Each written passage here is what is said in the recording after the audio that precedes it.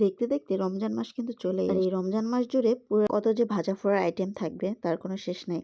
আসসালামু আলাইকুম, কি অবস্থা, সবাই কেমন আছেন?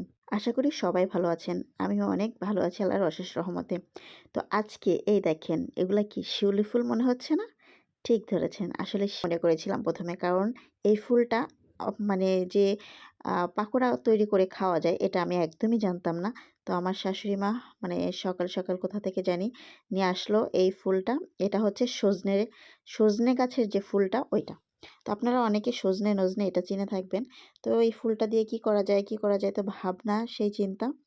তো যাই হোক, চলে আসলাম পাকোড়া তৈরি করার জন্য। এখানে আমি একটা পাত্রে বেসন নিলাম, তার ভিতরে লবণ নিলাম পরিমাণ মতন, এবং হচ্ছে খাবার সোডা নিলাম, বা আপনারা বেকিং সোডা যেটাই বলেন না কেন। আর এখানে হচ্ছে আমি তার মধ্যে কুচি করা পেঁয়াজ এবং ঝাল আলাদা করে রেখেছিলাম, সেটা দিয়ে দিলাম। এখন এটাকে একসঙ্গে মাখিয়ে নিতে হবে ভালো মতন করে। তো এটা যখন মিক্স হয়ে যাবে, এটা এমনভাবে মেশাতে হবে আমরা যেমন একটা ডো তৈরি করি না, ওই রকম ধরনের।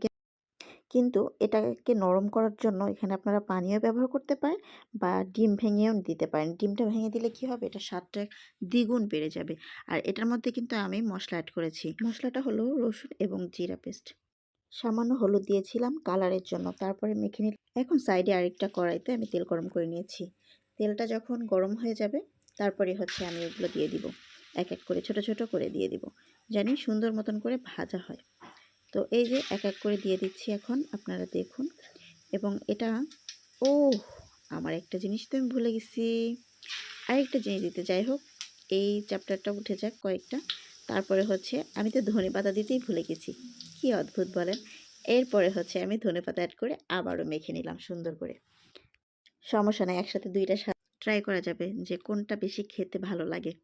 তো এই যে এরপরে আমি হচ্ছে দিয়ে দিলাম এটা। তো যাই হোক, আজ এই পর্যন্তই। সবাই কিন্তু এই রেসিপিটা ট্রাই করে দেখবেন।